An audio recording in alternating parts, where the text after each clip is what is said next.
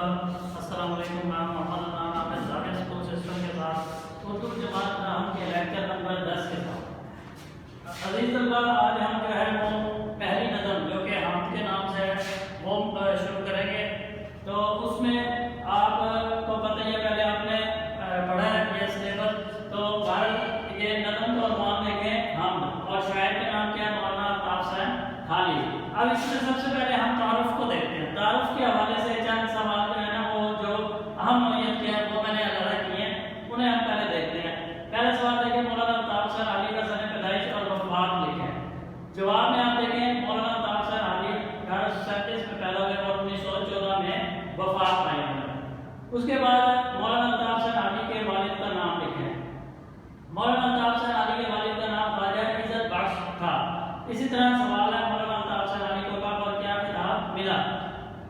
مولانا الطاف حسین علی کو 1904 میں شمس العلماء کا خطاب ملا۔ اس کے بعد دیکھیں، شاعری میں الطاف حسین علی نے کس کی شاگردی اختیار کی؟ مرزا غالب کی۔ مولانا الطاف حسین علی نے شاعری میں مرزا غالب کی شاگردی اختیار کی۔ مولانا الطاف حسین علی کی چند تصانیف کے نام لکھیں۔ دیوان حالی، مسدس حالی، مقدمہ شعر و شاعری، یادگار غالب، حیات ساتھی اور حیات جاوید ان کی اہم تصانیف ہیں۔ اب اس کے بعد جو ہے وہ ہم اشعار کی تشریح کی طرف آتے ہیں۔ پہلا شعر دیکھیں، قبضہ و دلوں پر پیار اور اس سے سوا تیرا، ایک بندہ نافرمائے ہم سرا تیرا۔ اب جیسے کہ یہ ہم جو ہے اللہ تعالیٰ کی تعریف میں بیان کی گئی ہے، خواجہ الطاف حسین علی نے جو ہے اس میں پہلے شعر میں دیکھیں کہ کیا کہتے ہیں کہ اللہ تعالیٰ ہی ہے جو اس دنیا میں تمام مخلوقات کا بنانے والا ہے، اور سب سے پہلے جو ہے اللہ تعالیٰ کا ہی جو ہے وہ انسان کے دلوں پر قبضہ ہوتا ہے۔ اب انسان کو کیا چاہیے کہ انسان جو ہے وہ اللہ تعالیٰ کی مرضی کے خلاف کسی بھی قسم کی کوئی بھی ایسا کام نہ کرے جو اللہ تعالیٰ کی مرضی کے خلاف ہو۔ تو اب پہلے شعر میں جو ہے وہ کیا کہتے ہیں، قبضہ و دلوں پر کیا اور اس سے سوا تیرا، ایک بندہ نافرمائے ہم سرا تیرا۔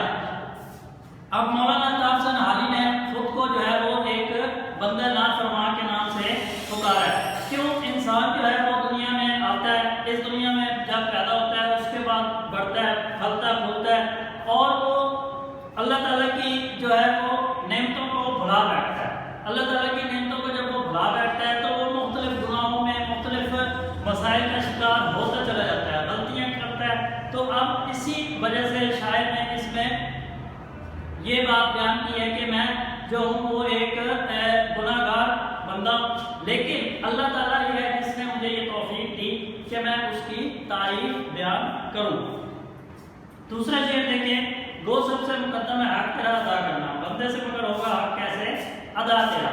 اب اس دنیا میں انسان جو ہے وہ کس مقصد کے لیے آیا ہے؟ وہ انسان کو اللہ تعالیٰ نے اسی لیے پیدا کیا کہ وہ حقوق اللہ اور حقوق العباد جو ہے وہ مکمل کرے، لیکن انسان جو ہے وہ اپنے مسائل کا شکار ہو جاتا ہے، وہ ان تمام باتوں کو بھلا بیٹھتا ہے، جس کی وجہ سے وہ جو ہے وہ غلطیاں کرتا رہتا ہے، گناہ در گناہ کرتا ہے، جس کی وجہ سے اس کی زندگی جو ہے وہ بہت سے مسائل کا شکار ہو جاتی ہے۔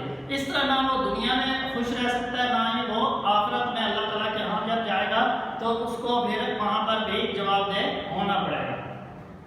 تیسرا شعر دیکھیں، محرم بھی ایسا ہی جیسا کہ ہے نامحرم، کچھ کہہ نہ سکا جس پر یہاں بھید کھلا تیرا۔ بھید راز کو کہتے ہیں، اور محرم واقف، جبکہ نامحرم نا واقف۔ شاید جو ہے وہ یہاں پر یہ کہتا ہے کہ اللہ کو جاننے والا ایسا ہے جیسا کہ نہ جاننے والا، جو کہ جاننے کا دعویٰ بھی کرتا ہے۔ اللہ تعالیٰ، کیونکہ اللہ تعالیٰ کی عظمت جو ہے وہ بہت جو ہے وہ بہت بڑی ہے، تو اس لیے اللہ تعالیٰ کی عظمت جو ہے وہ کوئی بھی شخص جو ہے وہ بیان نہیں کر سکتا۔ تو اسی لیے شاید جو ہے یہاں پر یہ بات بیان کر رہا ہے کہ جو کہ محرم ہے اور نامحرم ہے، دونوں ایک ہی طرح سے ہیں۔ اب اس کے بعد دیکھیں، شعر نمبر 4 ہے، ججتا نہیں نظروں میں یہاں خلت سلطانی، کملی میں مگن اپنی رہتا ہے گدا تیرا۔ گدا فقیر کو کہتے ہیں، خلت سلطانی شاہانہ پوشاک، بادشاہی لباس، جبکہ مگر رہنا کسی اور کی پرواہ نہ کرنا۔ اب اس شعر میں شاید جو ہے وہ یہ بات بیان کر رہا ہے کہ جو ایک بادشاہ ہوتا ہے اسے اپنے شاہانہ لباس میں بہت زیادہ فخر محسوس ہوتا ہے، جبکہ ایک گدھا فقیر ہے، اسے اپنے جو کملی ہوتی ہے، جو اس کا سادہ لباس ہوتا ہے، اسے اپنے حال میں وہ خوش رہتا ہے۔ کیوں؟ کیونکہ اللہ تعالیٰ کے ہاں جو ہے وہ اللہ تعالیٰ کے ہاں عزت جو ہے وہ اس کی ہوگی جو جس کے دل میں اس کا تقویٰ زیادہ ہوگا، جس کے دل میں اللہ تعالیٰ کا خوف زیادہ ہوگا۔